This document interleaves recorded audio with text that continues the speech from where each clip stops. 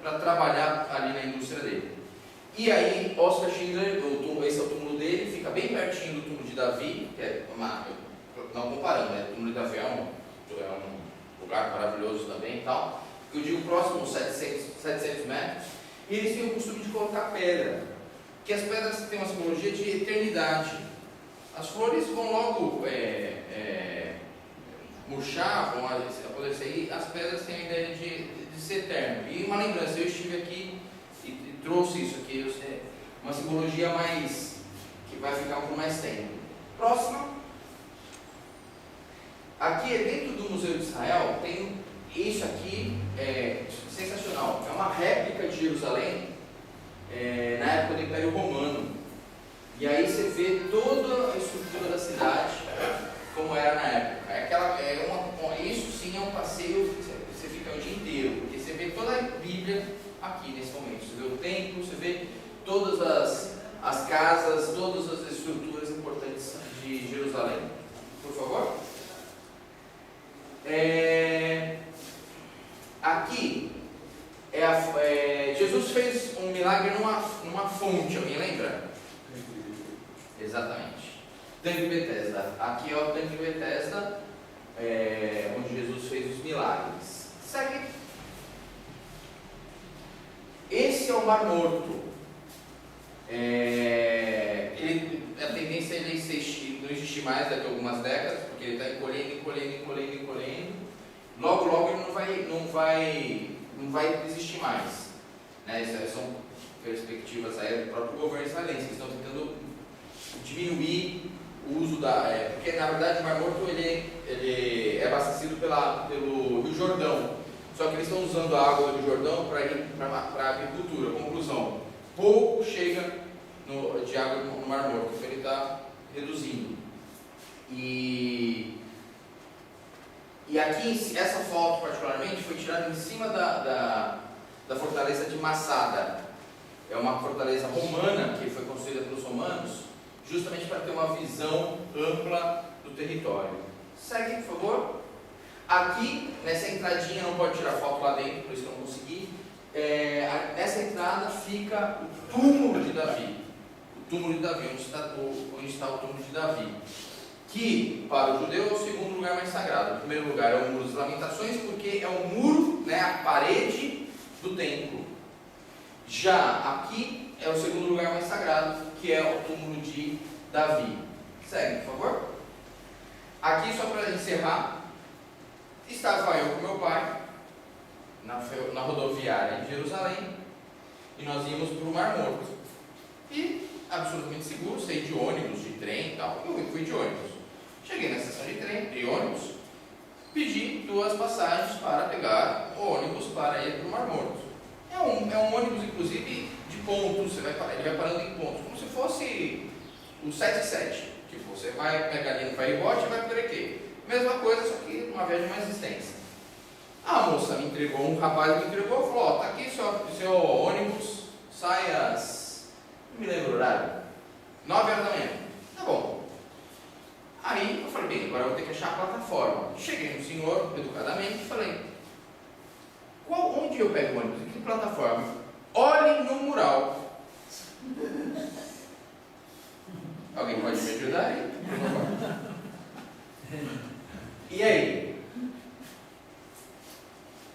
E aí que eu gastei meu inglês tentando, pelo amor de Deus, alguém me ajudar. Aí o senhor me ajudou e falou: não, você vai para lá, essa linha pega em tal terminal. Mas não dá, gente. Né? Não tem nenhuma identidade, não tem nada, absolutamente nada, tudo em hebraico. Mas foi um momento que eu lembro com alegria, porque foi algo superado, pelo menos. Deu um pouco de aperto no coração, mas depois passou. Segue, por favor. Essa aqui eu gosto sempre, quando a gente fala de Israel, lembrar dessa imagem. É um senhor cadeirante, de muita idade, e essa foto eu tirei na hora que ele estava entrando já na sinagoga, mas eu vi o sacrifício da família dele, na hora que ele saiu do carro, ficou na cadeira, subiu uma ladeira, estava subindo a ladeira. Para quê? Para fazer as orações dele.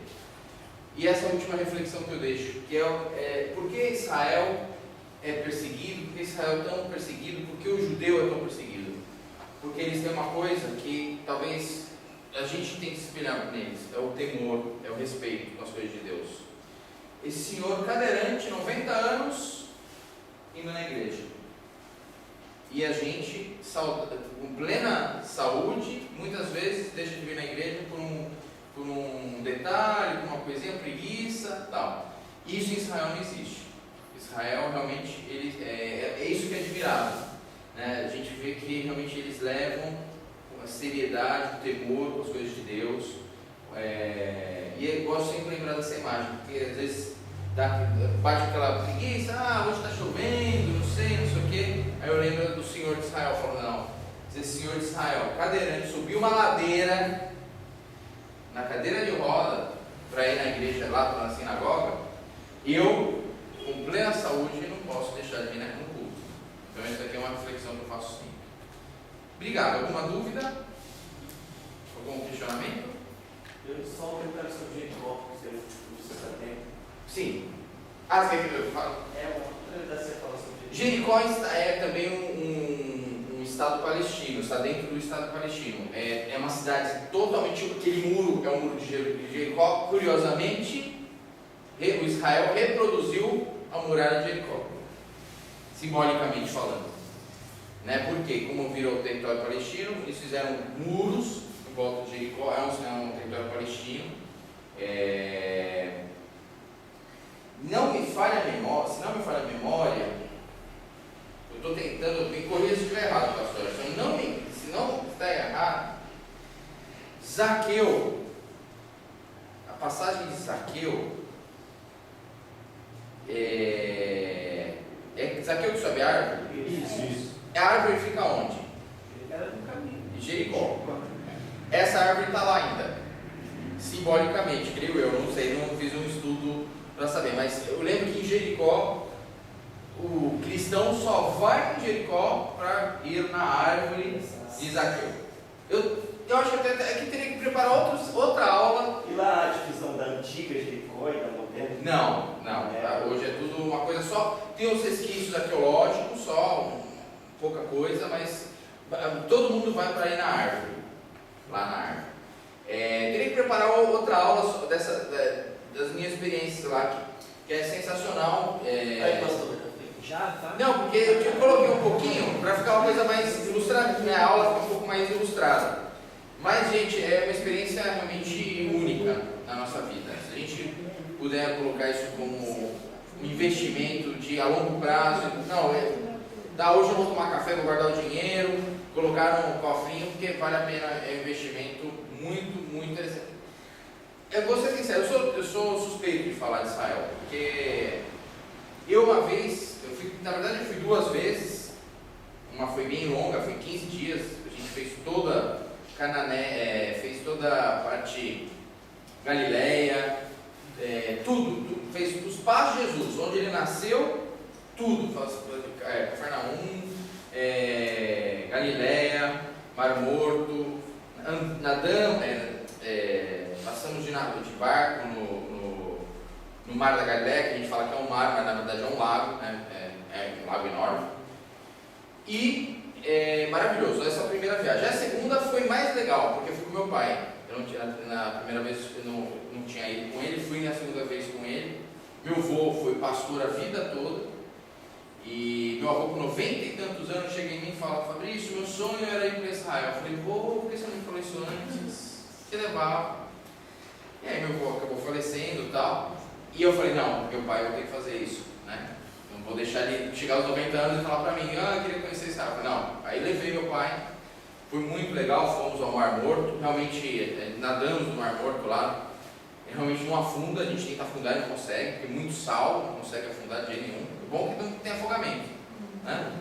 E aí eu fiz Jerusalém, o Mar Morto e Jaffa, que tem a passagem de Jonas, até tem a baleinha lá, assim, um monumento do porto de Jaffa, né, que tem lá a baleia de Jonas.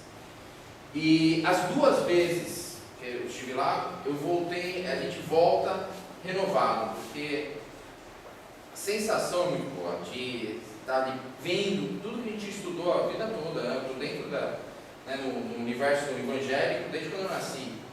Então a gente vê, eu lembro da escolinha dominical, que eu aprendi na escolinha dominical, lá criança, e de repente eu estou vendo exatamente. Lá você toca a teoria, né? Lá, exato. É uma coisa assim. Eu até não coloquei, mas tem umas fotos que eu tirei lá que eu sei que às vezes nem retrata o que aconteceu. Tem um lugar que tem uma foto que tem que todo mundo encosta ali na Via Dolorosa. É uma pedra, né? É uma pedra. Eu tenho essa foto. Porque foi no segundo dizem que Jesus se apoiou. O Cirileu pega ele ali. A gente não pode ter, né, essas coisas, tipo essa idolatria, vamos dizer assim. Mas você tem que dar, mas tá lá. Não, desrespeito. Não é que fica a sétima marca das mãos, né? Já está todo mundo que encostou lá, mas você tem que encostar, porque é uma coisa simbólica, é tipo, eu estou tocando onde Jesus tocou. Na hora que levou a cruz. Exato, tem a marca dele. É uma das 14 paradas obrigatórias da Via Dolorosa, uma delas é onde Jesus toca. Mas o mais importante é a renovação da fé, no sentido de que você tem todos ali que estão visitando Jerusalém, ninguém está ali visitando, está todo mundo visitando por um só objetivo, uma melhoria espiritual. Então a gente está lá no Muro das Lamentações, está lá todo mundo, no mesmo ambiente, pedindo a intervenção de Deus, nesse espírito. Não é que aqui seja judeu ou evangélico, mas todos estão ali querendo bem. Eu acho que ninguém, sã consciência, vai no Muro das Lamentações e fala: minha vizinha está fazendo barulho, queima. Não, concorda? Ele vai fazer um pedido para ele, para uma cura e tal. Então, o ambiente é muito legal. E fora que tem também só os passeios cristãos, que é o que dos judeus, do Jesus Cristo, que você vai Galileia, Cafarnaum, na casa de Pedro, né? Então você tem todo um passeio que é voltado para o cristianismo. E é maravilhoso, é maravilhoso. Infelizmente, está dentro desse contexto de guerra, de perigo, desses conflitos que ainda existem. Mas eu gosto sempre de lembrar desse senhor, que é justamente para lembrar sempre que a gente não pode arranjar desculpa. Esse senhor não arranjou desculpa, então a gente também não pode ter desculpa para faltar na igreja, né? Eu vi isso aqui, eu lembro que até postei no Facebook na ocasião da viagem, e bastante entendeu a mensagem, curtiu, tal, justamente para passar essa ideia. Né? Obrigado, gente. Obrigado. Pastor, alguma colocação? Ótimo.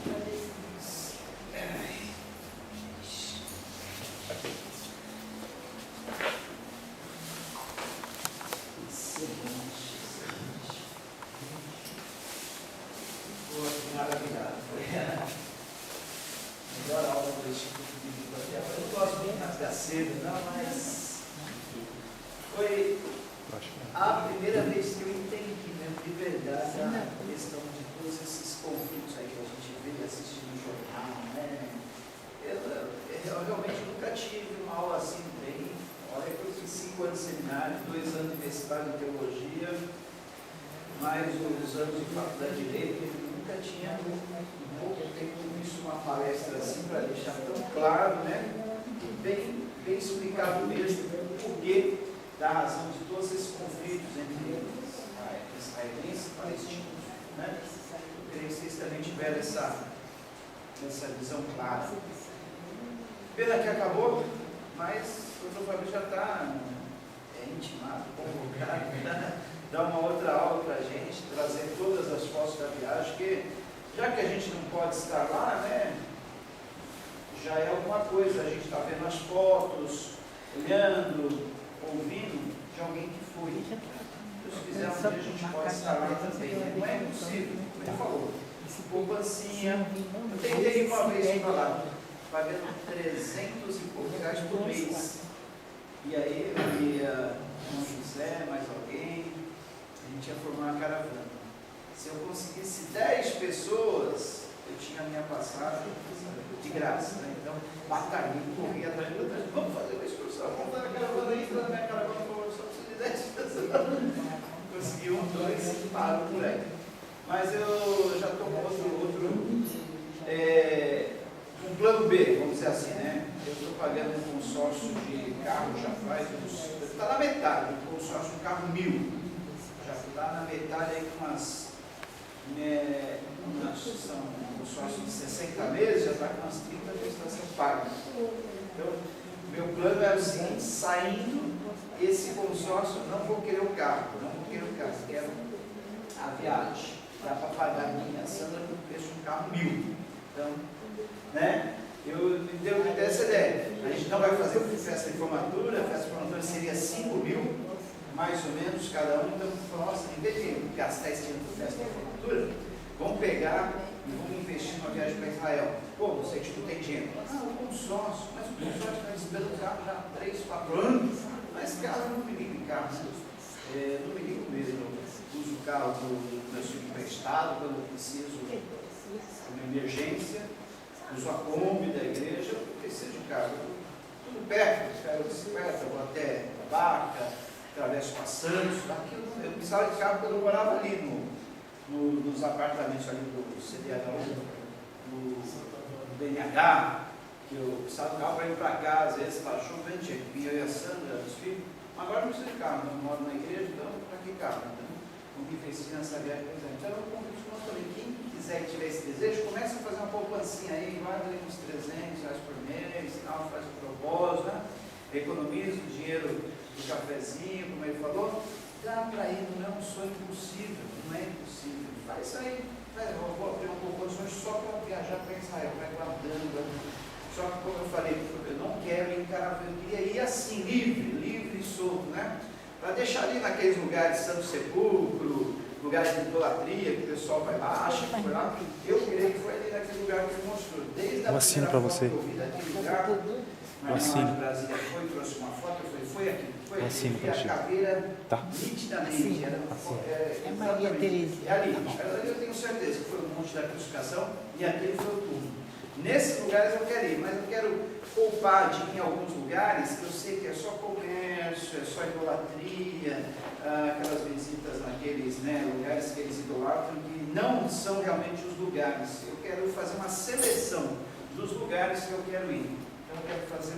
Eu não sei se eu vou conseguir, deve ser muito difícil, um pouco inglês, nunca fui lá, mas dá para se virar, né? Você se virou vendo aquele painel lá todo escrito. Eu fiz 2 anos de hebraico, mas eu não leio uma frase inteira de hebraico. Eu só sei que é como se eu fizesse um inglês no ginásio, no primeiro grau. Ele tinha 2 anos de inglês, mas você não fala inglês, você só tem uma pequena noçãozinha de algumas palavras, algumas frases, tá? Então eu fiz 2 anos de grego, 2 anos de hebraico, mas se perguntar para mim se você lê, eu nem lê nada, não leio nenhuma frase inteira, pode ser que eu reconheça muito bem a palavra, tá? Mas é isso aí, beleza, foi muito bom mesmo. Vou conversar com ele para ele tiver um outro dia, para eu continuar, uma outra data, né? Vai ser muito bom para a gente como foi hoje. Muito bom, maravilha mesmo. Outro detalhe que eu fiquei assim, maravilhado, Israel ficou sem terra, sem estados tanto tempo, e em pouco tempo eles se constituíram uma nação poderosíssima. Vocês veem? Eles não perdem uma guerra, né? Por que vocês acham que eles não perdem uma guerra? Eles têm o Senhor poderoso dos exércitos, né? O Deus das batalhas que está com eles. Eles creem nisso, a devoção do povo de Israel é muito forte. Eles acreditam nesse Deus que vence as batalhas, que está com eles, com tanto sofrimento, né? Ricardo, eu quase chorei ele falar do recinto que tinha os sapatinhos. Gente, aqui assim, o bichinho de pelúcia. É triste, né? Saber que 6 milhões desses judeus foram mortos, muitas criancinhas, bebês. Pensou o sofrimento desse povo? Eu me emociono, eu me comovo muito com a história de Israel. É um amor muito grande, né? porque chega a doer pensar assim, como é que pode ter tanta maldade no mundo, né? Destruir pessoas assim, por causa da loucura de um desgraçado que está queimando o inferno e vai queimar para sempre, eternamente, serrível, maldito, né? E colocou essa ideia na cabeça do povo.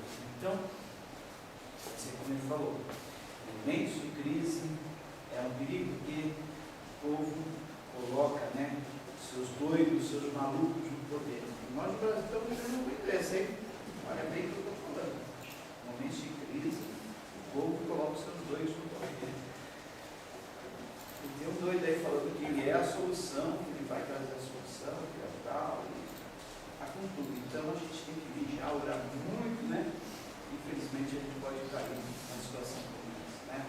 Vai, né? Monstro barulho. Ernesto Geisel já profetizava, né? Ia ser o inimigo do Brasil, esse partido aí. Então, vamos orar, vamos pedir a Deus que Ele possa nos. Eu fico maravilhado, maravilhado. A melhor coisa que aconteceu no Brasil, sabe qual foi? Esse brasileiro Oswaldo Aranha ter dado o voto de desempate na questão de decidir se Israel se tornava um Estado ou não. Voto de desempate, estava empatado.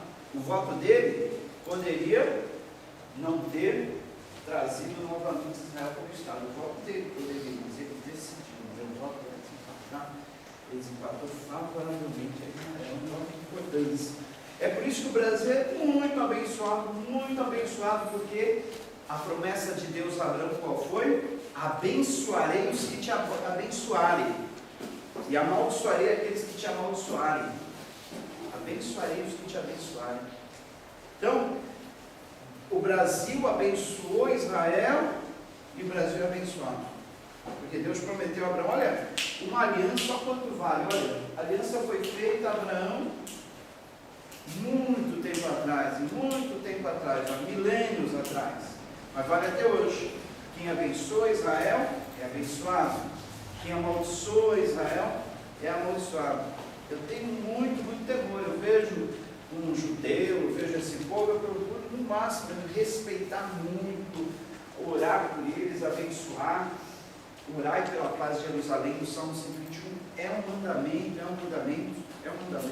para nós orarmos por Israel, orarmos por Jerusalém. Vamos fazer isso agora, como sempre temos feito, e fica essa dica, né? É muito bom a gente se interessar pela história desse povo. O Brasil é abençoado e, infelizmente, tem muita gente que estraga esse país, esse partido aí que eu mencionei, fez umas besteiras aí na questão do poder, né? A própria presidenta, não gostava de ser chamada, por que vocês acham que ela teve todos esses insucessos? Ela se posicionou a favor dos palestinos e contra Israel. Ela se posicionou. A hora que ela fez, falei, então, essa mulher vai cair, e caiu. É bíblico, é profético. Aqueles que abençoam Israel são abençoados. Os que amaldiçoam Israel, ela saiu amaldiçoada do poder. Porque ela foi contra Israel, ela quase que estraga tudo. Quase que estraga, inclusive, as relações entre Brasil e Israel, que são tão boas.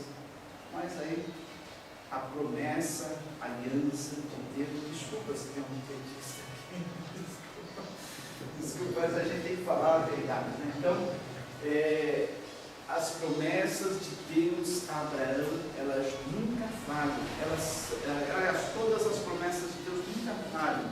E essa aliança de Deus com Abraão, ela permanecerá para sempre, para sempre, para sempre. Amém? Vamos orar então? Senhor nosso Deus, obrigado, Senhor, por tudo isso que nós vimos, ouvimos nesta manhã. Meu coração, Senhor, meu coração canta alegria por dentro, Pai, meu coração se comove, Pai. Senhor Deus, Tu sabes como eu amo esse povo, Pai, Tu sabes, ó Pai, o interesse que eu tenho, Senhor, em conhecer as coisas do teu povo, Pai, em saber, ó Pai, sobre essa devoção, sobre esse amor que eles têm pelas suas escrituras, pela sua palavra, por Ti, ó Deus.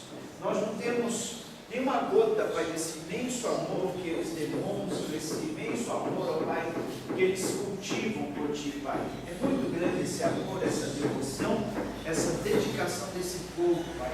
Nós precisamos aprender com eles, ó Pai. Apesar de eles não conhecerem seu Filho Jesus, apesar de eles não terem o recebido, não terem o aceito, o que é compreensível, porque nós também no lugar deles, certamente nós o rejeitaríamos, ó Pai, mas nós oramos para que eles, ó Senhor, um dia venham a conhecer o Messias, eles venham ser salvos também, eles possam, Pai, encontrar, ó Pai, esta fé, não só no Deus Pai Todo-Poderoso Criador, mas também no seu Filho, Jesus, que veio a esse mundo, Pai. Nós somos privilegiados, porque conhecemos o Teu Filho, Senhor, e nós queremos que essa bênção também seja estendida a todos eles, ó Pai. Ó Deus, eu confesso o meu desejo de estar nessa terra, Pai, mas eu sei que inevitavelmente todos nós um dia ali estaremos, Pai, no reinado de Cristo, Pai. Seja nesse corpo ou seja no corpo glorificado, nós vamos estar ali, Pai, com livre acesso, Pai, numa nova dimensão, numa outra dimensão, vendo inclusive também a nova Jerusalém, Senhor, que descerá do céu como uma noiva ataviada, uma noiva enfeitada, uma noiva preparada para o seu esposo. Glória, Senhor, será essa glória para nós, Pai. Muito obrigado, Senhor. Nós já te agradecemos, Pai. Eu te louvo pela vida do Fabrício, Pai. Te louvo pela disposição dele estar aqui, pela sua noiva, a Cláudia, Pai, ter trazido essa bênção para nós, ó Pai. Eu louvo, Pai, por essa disposição dele ter nos ensinado nessa manhã, mostrado, Pai, todas essas coisas interessantes, ó Pai. E assim, ó Pai, eu creio que nós vamos cada dia mais, Pai, cada dia mais a ter esse privilégio de conhecer da Tua palavra, dos Teus mistérios, ó Pai, das Tuas bênçãos.